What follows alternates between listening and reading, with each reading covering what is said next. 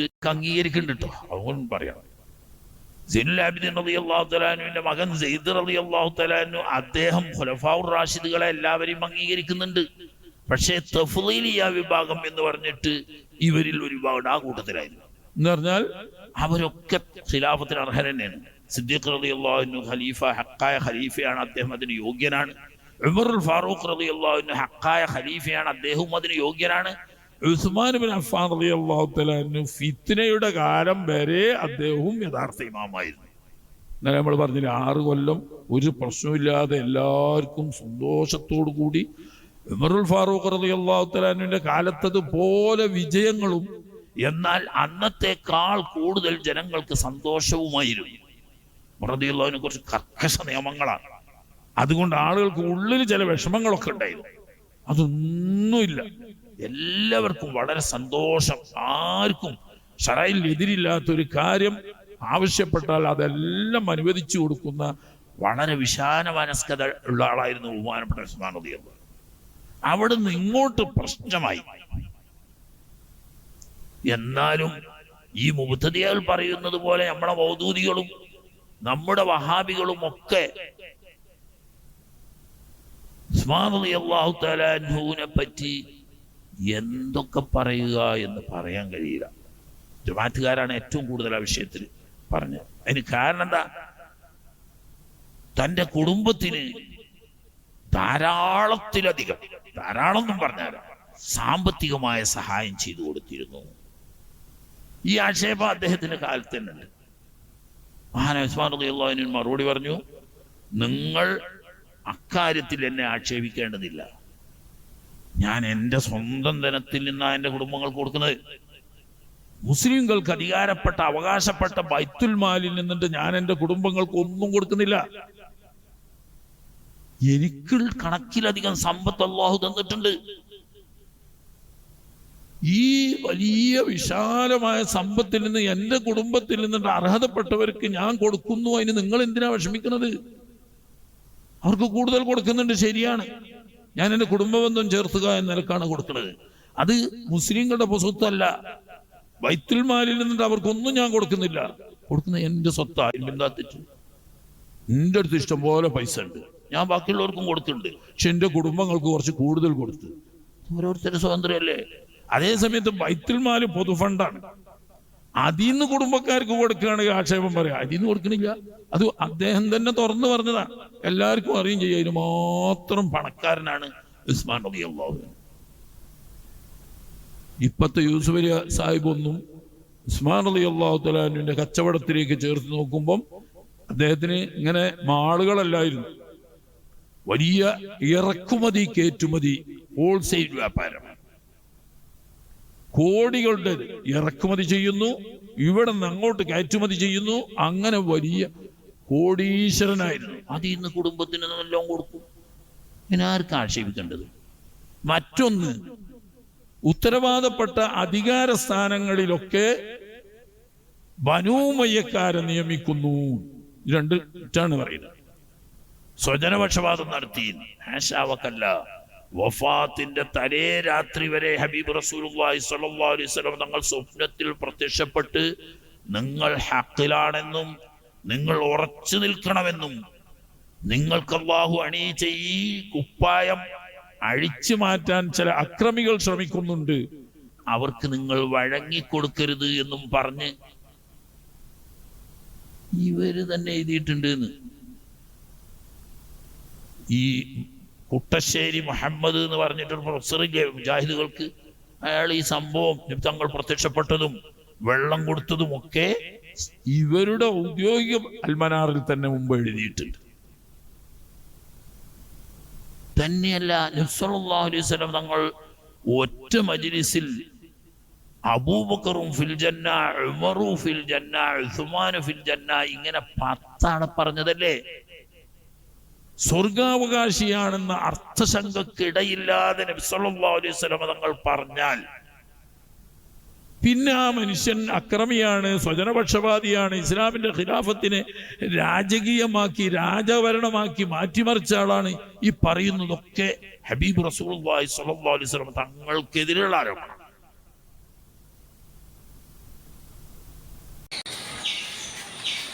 എന്താടി ഇത്?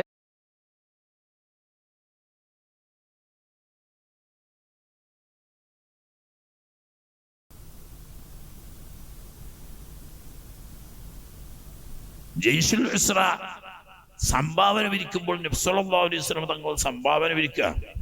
തബൂക്ക് യുദ്ധം അങ്ങേയറ്റം സാമ്പത്തികമായ പ്രയാസമുണ്ട്, വളരെ നീണ്ട യാത്രയാണ്, റോമക്കാരോട് നേരിടാനാണ് പോകുന്നത്. അതുകൊണ്ട് സംഭാവന ചെയ്യാൻ ആവശ്യപ്പെട്ടപ്പോ ഒന്നിന്റെ പുറകെ ഒന്നായി 700 ഒട്ടകങ്ങളും അതിന് വേണ്ട സാമഗ്രികളും ഞാൻ തരാം എന്ന് പറഞ്ഞു. എത്ര കോടി ഉറുപ്പ്യ വരും നിങ്ങൾ കണക്കൂട്ടണം. 700 ഒട്ടകങ്ങൾ മാത്രമല്ല, അതിന് വേണ്ട യുദ്ധത്തിൽ ഉപയോഗിക്കേണ്ട സകല ഉപകരണങ്ങളോട് കൂടി തരാം. സാമ്പത്തികമായ കഷ്ടപ്പാടിന് അത് പൂർണ്ണമായിട്ട് പരിഹാരമല്ല. വീണ്ടും സംഭാവന ചോദിച്ചപ്പോ 10,000 സ്വർണ്ണ നാണയങ്ങൾ ഒരു ചാക്കിൽ, അന്ന് ബദ്ര എന്നാ പറയാ, ഒരു ചാക്ക് 10,000 സ്വർണ്ണ നാണയങ്ങൾ. ബഹുമാനപ്പെട്ട ഉസ്മാൻ റളിയല്ലാഹു തആല 10,000 സ്വർണ്ണ നാണയങ്ങളുള്ള ഒരു ബദ്ര കൊണ്ടുവന്ന് നബി തങ്ങളുടെ മുന്നിൽ അതിന്റെ കെട്ടഴിച്ചിട്ട് അവിടുത്തെ പടിയിലേക്ക് അടിച്ചൊരിഞ്ഞു കൊടുത്തു.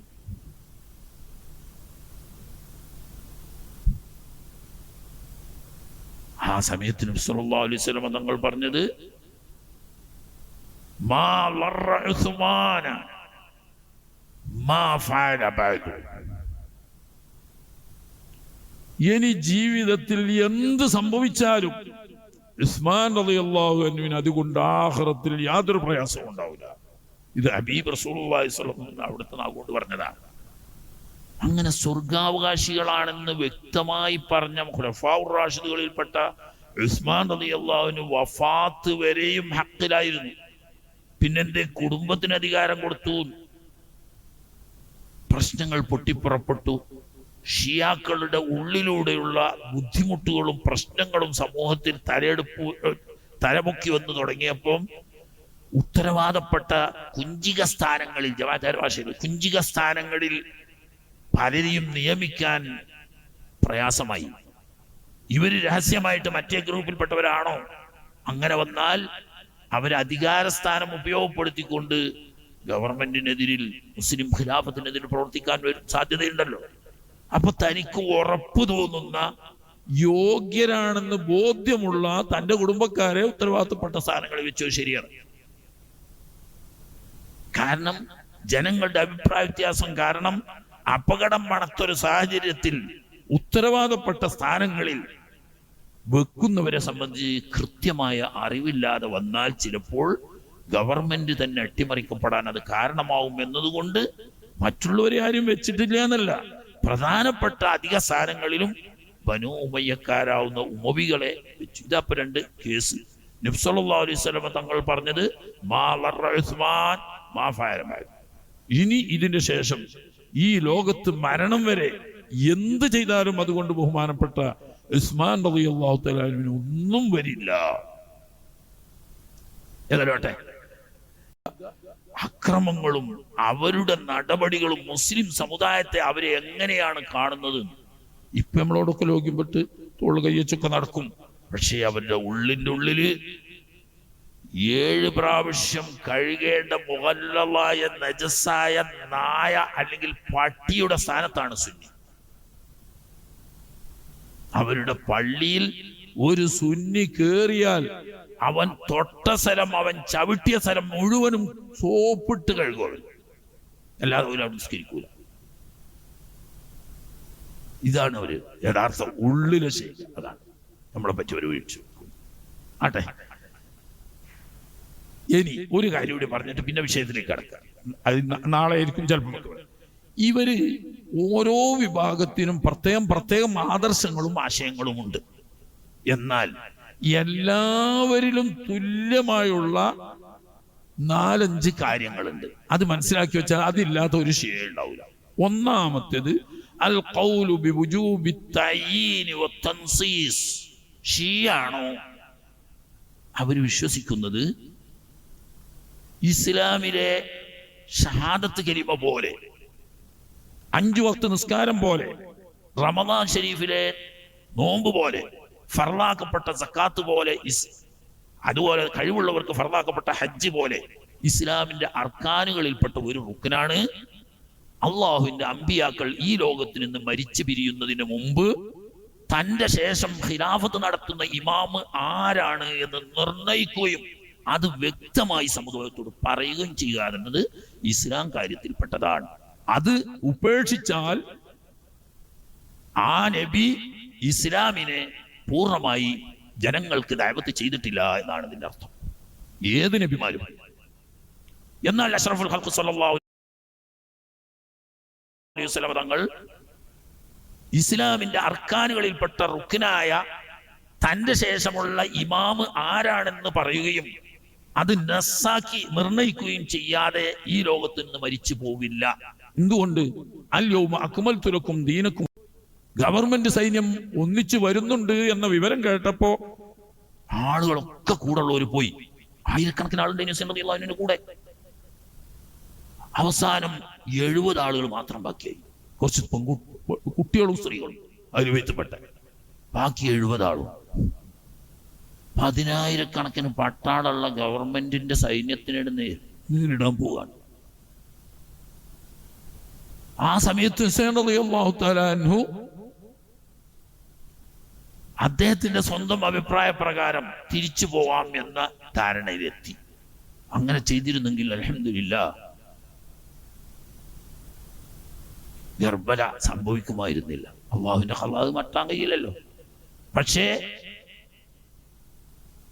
അഖീൽ റളിയല്ലാഹു തആല മക്കള് മുസ്ലിം അഖീൽ കൊല്ലപ്പെട്ടത് കൊണ്ട് അദ്ദേഹത്തിന്റെ കൂടെ പകരം ചോദിക്കുക, അതല്ലെങ്കിൽ അദ്ദേഹം മരിച്ച പോലെ ഞങ്ങളും മരിക്കുക, ഞങ്ങൾ തിരിച്ചു പോരില്ല എന്ന് പറഞ്ഞപ്പം കേവലം 70 ആള് മാത്രമുള്ള ഈ ചെറു സംഘം കൂഫയിലെ പട്ടാളത്തോട് നേരിടാൻ പോവുക എന്ന് പറഞ്ഞ് വളരെ അപകടകരമായ തീരുമാനമായി പോയി.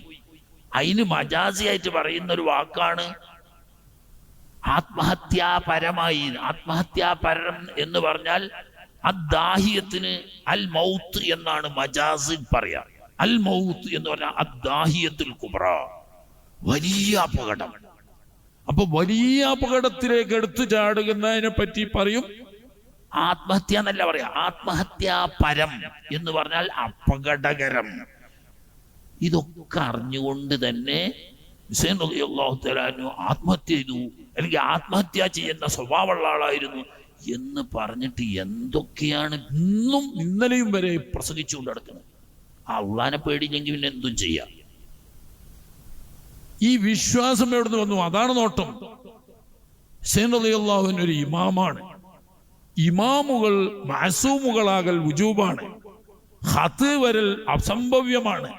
അപ്പൊ പിന്നെ ഹുസൈൻ റളിയല്ലാഹു അൻഹു ഖത്ത് പറ്റി അപകടകരമായ തീരുമാനമെടുത്തു എന്ന് പറയുന്നത് അവരുടെ അഖീദക്കെതിരാണ്. ആരുടെ? ഷിയാക്കളുടെ അഖീദക്കെതിരാണ്. ഇമാം സിദ്ദീഖുൽ അക്ബർ റളിയല്ലാഹു തആല അൻഹു, ഇമാം ഉമറുൽ ഫാറൂഖ് റളിയല്ലാഹു തആല അൻഹു, ഇമാം ഉസ്മാൻ ഇബ്നു അഫ്ഫാൻ റളിയല്ലാഹു തആല അൻഹു തുടങ്ങിയവരും പിന്നീട് വന്ന ഉമവി ഖലീഫമാരും അതിനുശേഷം ഉണ്ടായ അബ്ബാസി ഖലീഫമാരും ഇവരെല്ലാം ഇസ്ലാമിന്റെ പുറത്താണെന്നും ദീനിനെ കളങ്കപ്പെടുത്തി അള്ളാഹുവിന്റെ റസൂലിന്റെ നസ്സിനെ പൊളിച്ചവരാണെന്നും അതുകൊണ്ട് അവർ മുഴുവനും വാലിമീങ്ങളും കാഫിരീങ്ങളും ആണ് എന്ന് വിശ്വസിക്കണം. അത്തവല്ലി അത്തബരി, ഏറ്റവും അപകടകരമായ വിശ്വാസം. സെയ്ദ് റളിയല്ലാഹു തആല അൻഹുവിനെ അക്കാലത്തുണ്ടായിരുന്ന ഷിയാക്കള് തള്ളിക്കളയാനുണ്ടായ കാരണം തബരി ചെയ്യാത്തത് കൊണ്ടാണ്.